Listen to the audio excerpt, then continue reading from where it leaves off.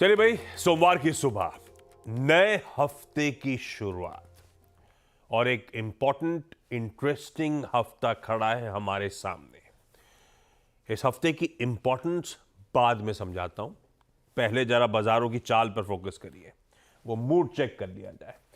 Last week back to back second straight week था जब भारतीय बाजारों में उछाल या कह लीजिए वीक ऑन वीक गेन्स के साथ कामकाज होता हुआ नजर आया। कहने के लिए वीकली गेन्स थे। इसी के साथ अब मैं रखता हूं पिछले हफ्ते का डे ऑन डे परफॉर्मेंस भी आपकी स्क्रीन पे। सिर्फ मंगलवार को वो जो ट्रंप के टैरिफ में यू टर्न के रिवर्सल के अपडेट्स आए थे, उस पर वो पावरफुल 450 पॉइंट की रैली। अदरवाइज पिछले हफ्ते हर दिन भारतीय बाजार सल्क करते हुए नजर आए, हर दिन कमजोरी के साथ कामकाज करा। इनफैक्ट फ्राइडे को back to back third straight day हो गया जब भारतीय बाजारों में दबाव के साथ कामकाज हो रहा था। फ्राइडे का सेशन स्क्रीन पर रखिएगा। ऑल इंपॉर्टेंट क्रेडिट पॉलिसी का दिन था। फ्लैट खुले। पॉलिसी जब तक आ रही थी तब तक तो बहुत सदे हुए, बड़ा कॉशियस अप्रोच कर रहे थे पॉलिसी को। बिल्कुल ठीक है, बड़े इवेंट था, पर एमपीसी और आरबीआई ने जो स्ट्रीट एक्सपेक्ट कर रहा था वो डिलीवर करा। पहला रेट कट 5 साल बाद, उससे भी बाजार उत्साहित नहीं हुआ। कोई डायरेक्शनल ट्रेंड उस पॉलिसी के बाद नजर नहीं आया। बस नजर आया अच्छी खासी अस्थिरता, खूब वॉलेटिलिटी, बुल्स और बीजर्स के बीच में टसल। और भाई साहब, ऊपरी स्तरों से निफ्टी या कहें ऊपरी स्तरों पर निफ्टी लगातार स्टिफ रेजिस्टेंस फेस कर रहा है। पिछले हफ्ते के हाईज निफ्टी के आपकी स्क्रीन पे रखता हूं, वो 700 से 800 का जोन पार करने पे लगातार दिक्कतें होती हुई। वो कहते हैं ना, परसिस्टेंट सेलिंग प्रेशर है, वो डोमिनेट कर रहा है। इन्वेस्टर कॉन्फिडेंस ठंडा पड़ा हुआ है और पूरी तरह से कॉशियस अंडरटोन आपको नजर आएगी। ऐसे में sideways, so called sideways market को ट्रेड कैसे करना है, इस पर आगे अपन डिटेल में बातचीत करेंगे। पहले लेकर आता हूं गिफ्ट निफ्टी के संकेत। ग्लोबल मूड के तर्ज पे 1/4% हल्के दबाव के साथ, लार्जली फ्लैट ओपनिंग, लेकिन 1/4% तक के दबाव के साथ शायद कामकाज की शुरुआत हो, इस तरह के इंडिकेशंस आते हुए। दो चीजें आज के लिए इंपॉर्टेंट है। खुलते ही रिएक्ट करना है दिल्ली के वो इलेक्शन आउटकम पर। कुछ हद तक एग्जिट पोल्स ने आइडिया दे दिया था और लार्जली डाइजेस्ट कर लिया था, पर फिर भी कंफर्मेशन आता हुआ, उस पर आऊंगा आगे। यूएस की फ्राइडे को जॉब्स रिपोर्ट आनी थी, पहला फ्राइडे इस महीने का, तो पूरे मंथ जनवरी की डिटेल्ड जॉब्स रिपोर्ट सामने आई, उस पर रिएक्ट करना है। तो इन सब पे रिएक्शन से और भी बहुत इंटरेस्टिंग डेवलपमेंट्स है। आता हूं ग्लोबल मूड माहौल, मैं ही आपको बता दूंगा, अपडेट दे दूंगा थोड़ा बहुत जो इंटरेस्टिंग है। फिर वीरू से जानेंगे कैसे निफ्टी बैंक को आज मंडे के दिन हमें अप्रोच करना है, और फिर उसके बाद कंचन बताएंगे stocks in news. Global mood, पहले एशियन पीयर्स रखिएगा डायरेक्टर साहब स्क्रीन पे। जैसे गिफ्ट निफ्टी हल्के लाल निशान से खुलने के इंडिकेशन दे रहा है, बिल्कुल ऐसे ही मिला जुला रुझान अक्रॉस एशिया आपको नजर आएगा। चाइना ने तो खैर टैरिफ वैरिफ इंपोज कर दी है सारी, बाकी मार्केट मिले जुले। यूएस का हैंडओवर मिला जुला था। फ्राइडे को दबाव के साथ ट्रेड हुआ था, 1% से 1.25% तीनों बेंचमार्क्स दबाव में थे। डाउ का इंट्राडे एक बार स्क्रीन पर रखता हूं, एक समय 100 पॉइंट, 110 पॉइंट हरे में था, पर उसके बाद जैसे सेशन प्रोग्रेस करा, दबाव गहराता चला गया और दिन के लोज के आसपास जाके यूएस के बाजार बंद हुए, तो पेन था। और आज सुबह के फ्यूचर्स फ्लैट से इन ग्रीन है, फ्लैट से 1/4% बढ़त के साथ शुरुआत होने के इंडिकेशंस दे रहे हैं, तो मामला संभलेगा ऐसा दिखता है। अब हुआ क्या फ्राइडे के सेशन में, बाजार खुलने से पहले आई थी पहले तो jobs report, detailed jobs report, और जॉब्स रिपोर्ट थोड़ी सी कंसर्न, बेसिकली ऐसा कह रहे हैं कि अर्थव्यवस्था अच्छी है। अनएम्प्लॉयमेंट, अच्छा पेरोल का आंकड़ा तो एक्सपेक्टेशन को मिस कर गया, पर उस पर डिटेलिंग में नहीं जा रहा, इंपॉर्टेंट जो है उसको समझा रहा हूं। अनएम्प्लॉयमेंट रेट यूएस में रिड्यूस हो गया, 4.1% एक्सपेक्टेड था, 4% पे आया। दूसरी दिक्कत की बात थी कि एवरेज आर्ली अर्निंग्स जो है एक्सपेक्टेशन से बेहतर है, 0.5% jump month on month, 4.1% jump साल दर साल, और ये दोनों ही आंकड़े एक्सपेक्टेशन से बेहतर थे। तो अनएम्प्लॉयमेंट कम हो रहा है, खूब जॉब्स मिल रहे हैं, इसका मतलब ऐसा।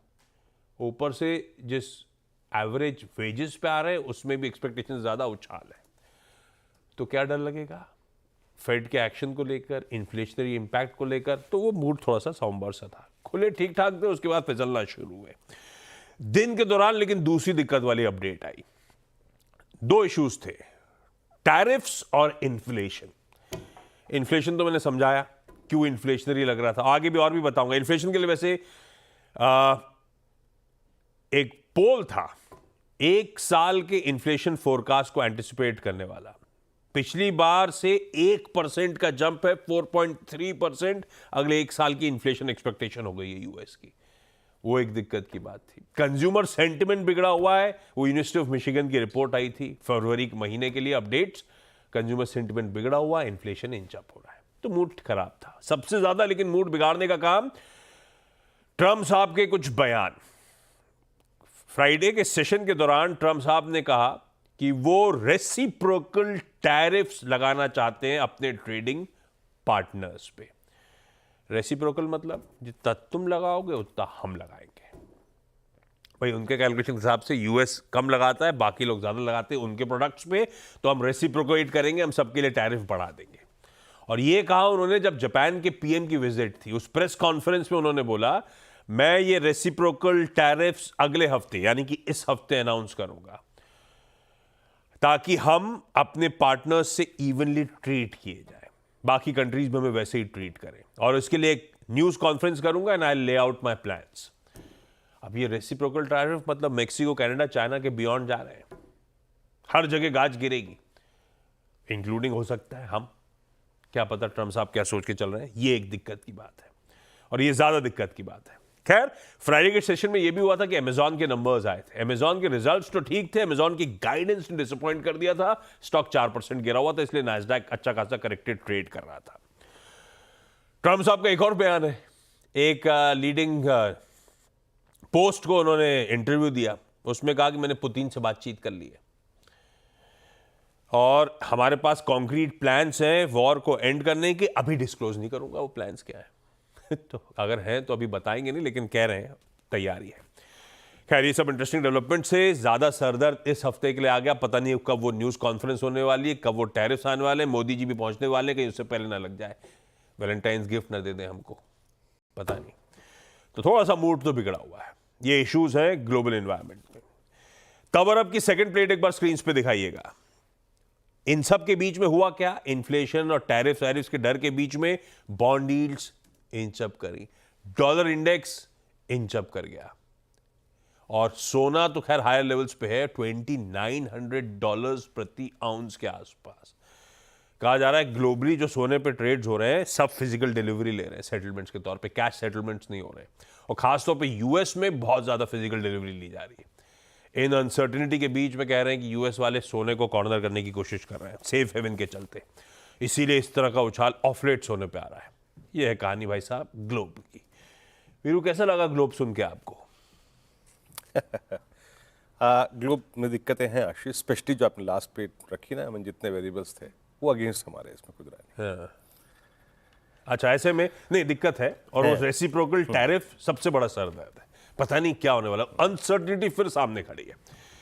वीरू, ऐसे में पोजीशनिंग कैसी, हफ्ते के एंड के संकेत, डेटा पॉइंट्स कैसे रीड करें आपने?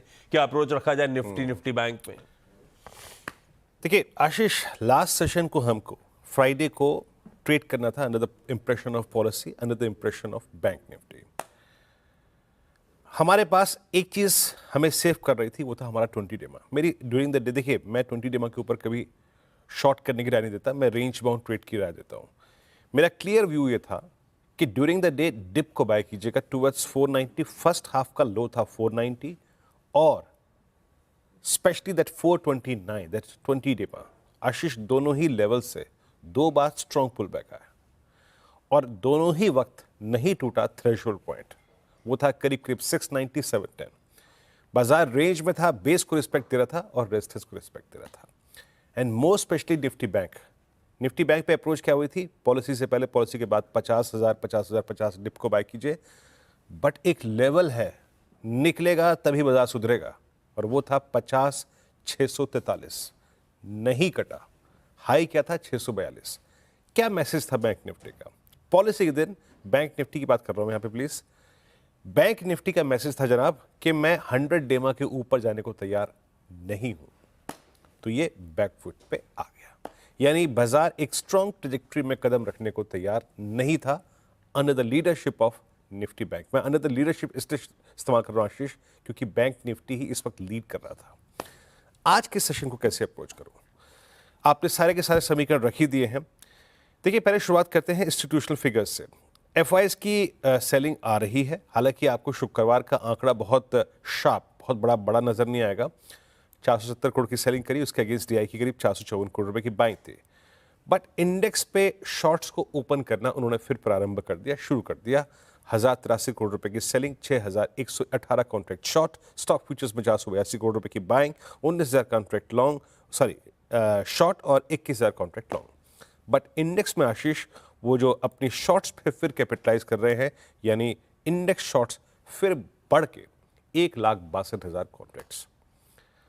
तो एफआईएस के पॉइंट ऑफ व्यू से अगर आप देखें, नो डाउट हायर लेवल्स पे सेलिंग है। मैं इस सेशन को कैसे अप्रोच करूंगा? इट्स अ मेक और ब्रेक डे। क्यों बता रहा हूं मैं आपको।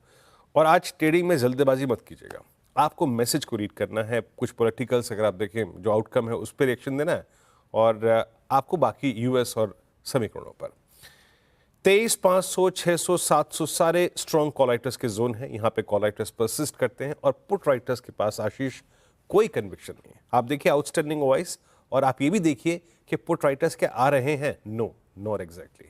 हाँ, 23,500 पे पुट्स खड़ी हैं, लेकिन उसकी सिग्निफिकेंस इसलिए नहीं है क्योंकि हम उसके नीचे ही खुलेंगे।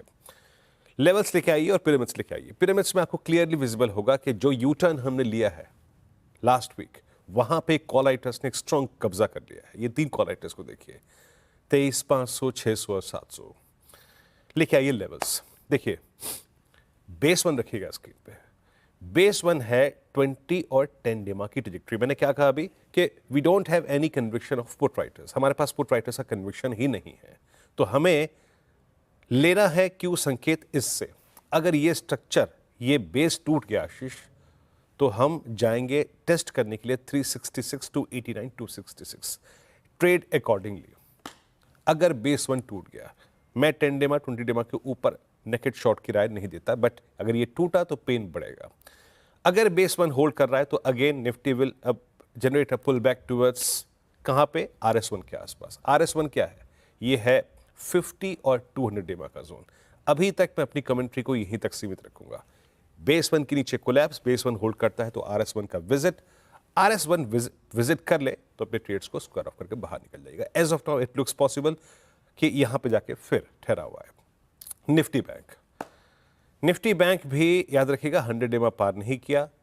कुछ क्रिटिकल स्टॉक फ्यूचर्स में शॉर्टिंग भी थी, प्रॉफिट बुकिंग भी थी, और 50-500 पे कॉल राइटर्स हैं, 51,000 पे कॉल राइटर्स हैं, और 50,643 के आसपास आपका 100 डे एक्सपोनेंशियल मूविंग एवरेज है। लेके आइए लेवल्स। फिर कह रहा हूं निफ्टी बैंक, प्लीज जज कीजिएगा। देखिए 50,000 पे कैसे पुट खड़ी हुई है यहां पर। बेस 1 को अपने जहन में बिठा लीजिए, base 1 and Fridays swing low.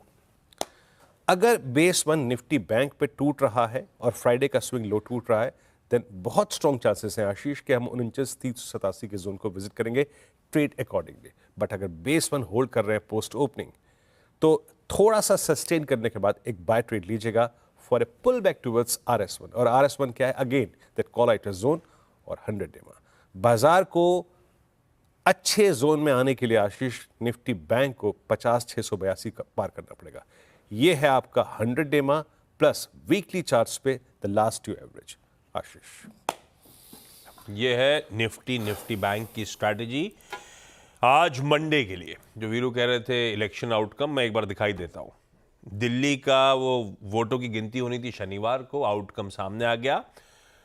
मोटा मोटी जैसा लार्जली सारे एग्जिट पोल्स बता रहे थे वैसे ही आउटकम आया है।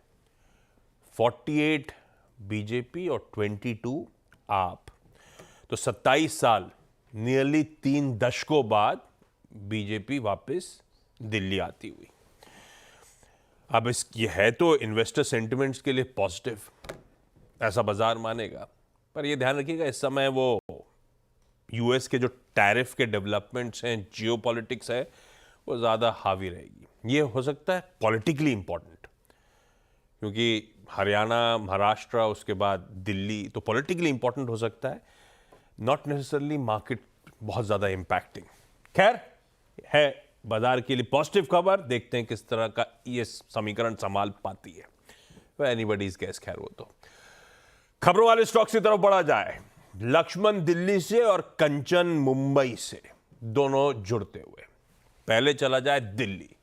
दरअसल बीएसएनएल और एमटीएनएल की 4G सेवाओं को रफ्तार देने की तैयारी हो रही है। सीएनबीसी आवाज को मिली एक्सक्लूसिव जानकारी के मुताबिक शुक्रवार देर शाम हुई कैबिनेट की बैठक में करीब 6,000 करोड़ रुपए के पैकेज को मंजूरी दे दी गई है।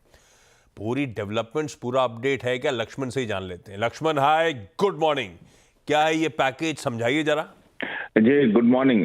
दरअसल सरकार चाहती है जो सरकारी टेलीकॉम कंपनियां हैं उनका 4G एक्सपेंशन तेजी से हो, और इसके लिए शुक्रवार को जो कैबिनेट की बैठक हुई उसमें 6,000 करोड़ रुपए के पैकेज को मंजूरी दी गई है।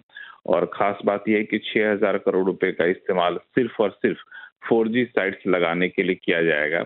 और इसमें बता दूं कि बीएसएनएल ने 1 लाख ऐसी साइट्स लगाने का ऐलान किया था, योजना बनाई थी, और उसमें उसके लिए करीब 19,000 करोड़ रुपए की जरूरत थी। 13,000 करोड़ रुपए तो अपनी तरफ से दे दिए, लेकिन 6,000 रुपए कम पड़ रहे थे, तो वो 6,000 करोड़ रुपए की मांग की थी। तो टेलीकॉम मंत्रालय ने इस प्रस्ताव को कैबिनेट के पास भेजा था, और सूत्र बता रहे हैं कैबिनेट ने इसे मंजूरी दे दी है। और बता दूं यहाँ पे कि बीएसएनएल के साथ एमटीएनएल ने टाई अप किया हुआ है कि अगले 10 साल तक वो 4G साइट्स बीएसएनएल के साथ मिलकर लगाएंगे।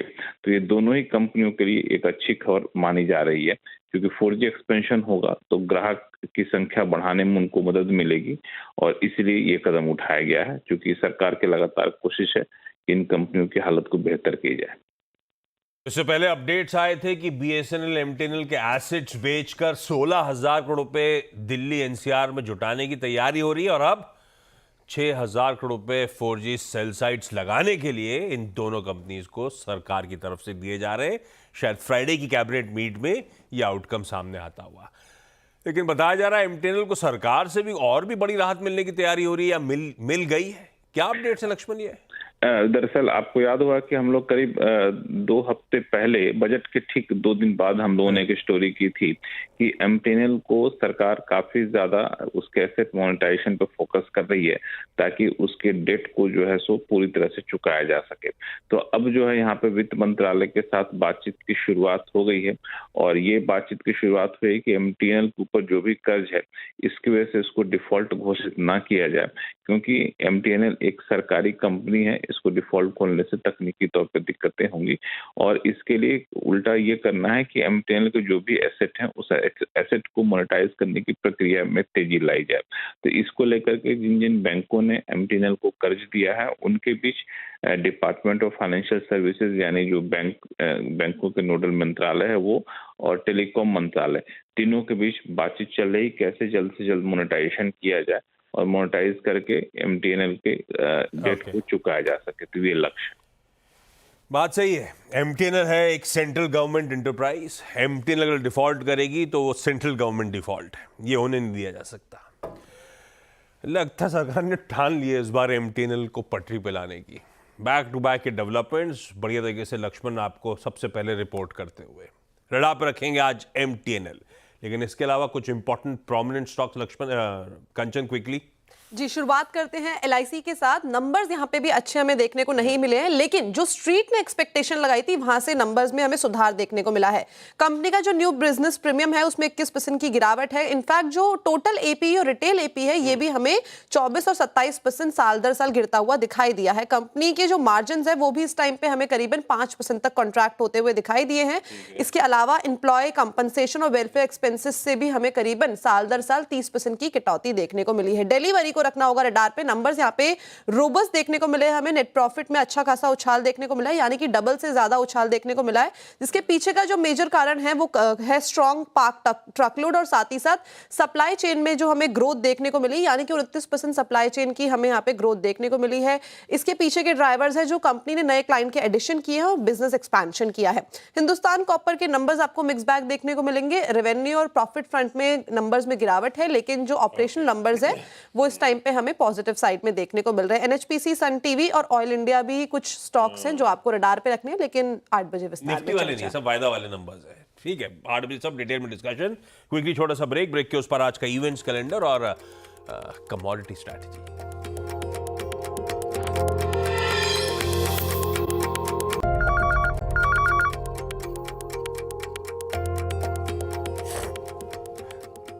ब्रेक के बाद आप सबका स्वागत है। आज का इवेंट्स कैलेंडर मंडे, अच्छा रिजल्ट्स हेवी डे आज। 3 निफ्टी की कौन कौन सी? अपोलो हॉस्पिटल्स, आइशर मोटर्स और ग्रासिम इंडस्ट्रीज, रिजल्ट्स इनके आने।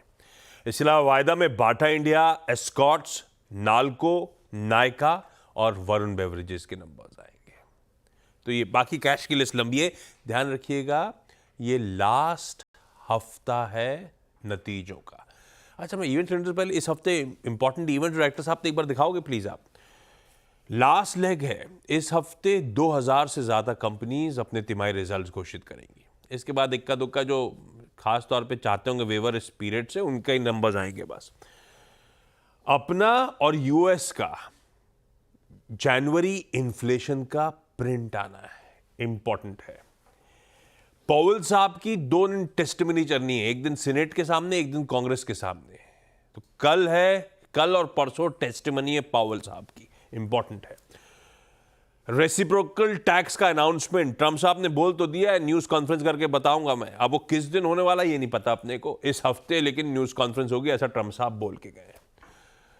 और मोदी जी की इसी हफ्ते यूएस की विजिट भी है, जिसमें ट्रंप साहब से मुलाकात होनी है। खैर, अपन रिजल्ट बता दिए थे आज के इवेंट्स कैलेंडर के। आज से फ्रांस मतलब पेरिस में एआई एक्शन समिट है, आर्टिफिशियल इंटेलिजेंस समिट है आज और कल। और पीएम मोदी आज फ्रांस में होंगे, फ्रेंच प्रेसिडेंट इमैनुअल मैक्रोन के इनविटेशन पर, इसी एआई समिट के बैकड्रॉप पे वहां पे होंगे। प्रेसिडेंट द्रौपदी मुर्मू आज महाकुंभ विजिट करने जा रही है, होली डिप भी लेंगी संगम में। और आज से हमारा एरो इंडिया शो 2025 बंगलुरु में शुरू हो रहा है, आज से लेकर 14 तारीख तक चलेगा, जिसे रक्षा मंत्री आज सुबह सुबह इनॉग्रेट कर रहे होंगे। कमोडिटी स्ट्रैटेजीज, एचडीएफसी सिक्योरिटीज के अनुज गुप्ता साहब ने मदद करी है। नेचुरल गैस फरवरी वायदा खरीदने का मन 284 के स्टॉप के साथ, और जिंक फरवरी वायदा खरीदने का मन 266.95 का एसएल।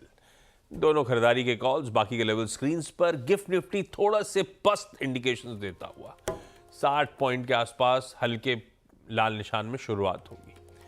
इस नोट पर आज के शो मॉर्निंग कॉल में इतना ही। ब्रेक के उस पर जब लौटेंगे तो आज मंडे का सीधा सौदा। नमस्कार।